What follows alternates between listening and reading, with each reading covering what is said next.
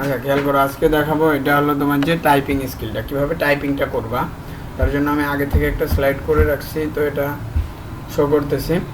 তো খেয়াল করো, দেখো আমাদের দুই হাতের 5-5-10 আঙ্গুল দেখছো, ডান হাত বাম হাত, রাইট হ্যান্ড লেফট হ্যান্ড।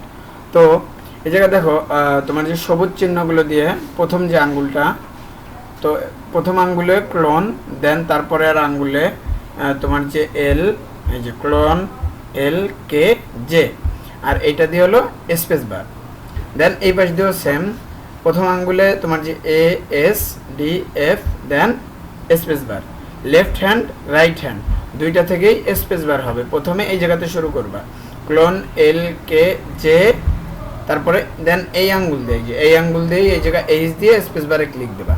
আর এই পাশে এ এস ডি এফ এই পর্যন্ত আসার পরে দেন এই আঙ্গুল দিয়েই তোমার যে জি দিয়ে এই জায়গা স্পেস দেবা।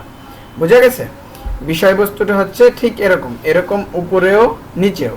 দেখো উপরের গুলোয়ও তোমার যে কিউ ডাব্লিউ ই আর দেওয়ার পরে টি দিয়ে স্পেস দেবা, দেন এই পাশ দিয়ে P O I U Y দিয়ে দেন স্পেস দেবা। তো এই দুইভাবে মূলত আমাদের টাইপিং করতে হবে, তাহলে হাত উপরে নিচে সব জায়গায় সমানভাবে চালাইতে পারবো।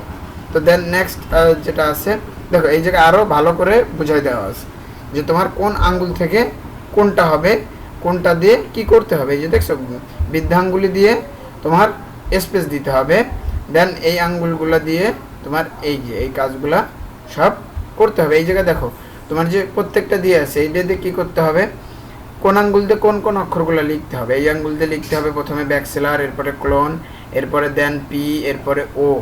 দেখছো এই যে এইটা হলো তোমার যে ব্যাকসেল মানে সরি ক্লোন, এই যে ক্লোন, এরপরে পি, এরপরে জিরো।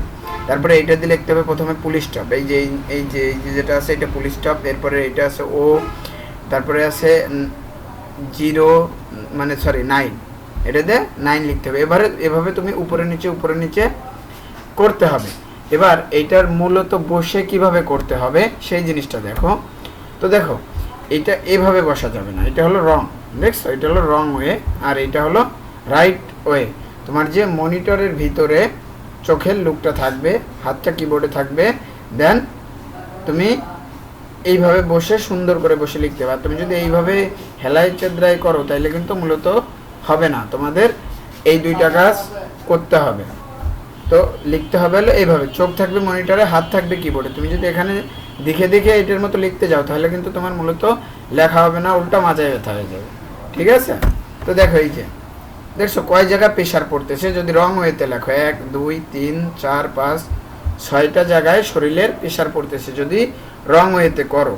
এটা হলো সবই রং ওয়ে, আর এটা হলো তোমার যে রাইট পজিশন বা রাইট ওয়ে। তো তুমি এই রাইট পজিশনেই সবসময় করার ট্রাই করবা। তো দেখো এটা হলো রং ওয়ে, এটা হলো রাইট ওয়ে। তোমার রং ওয়ে থেকে কিন্তু রাইট ওয়েটা সবচাইতে সহজ এবং ইজি। তো এরপরে মূলত স্কিল যেটা, এটা বুঝতে পারছো হয়তোবা যে কোনভাবে করতে হবে, কোন আঙ্গুল দিয়ে কোনটা করতে হবে, কোনভাবে কী দিয়ে কী করতে হবে। তো এইটা এইভাবে করতে পারলেই তোমার হাতের স্কিলটা স্পিডটা বাড়াইতে পারবা। যদি রং ওয়েতে করো তাহলে কখনোই স্পিড বাড়ানো বা ফুলফিল করা সম্ভব না। তো আশা করি বুঝতে পারছো। তো দেখা হবে পরবর্তী ভিডিওতে। আল্লাহ হাফেজ।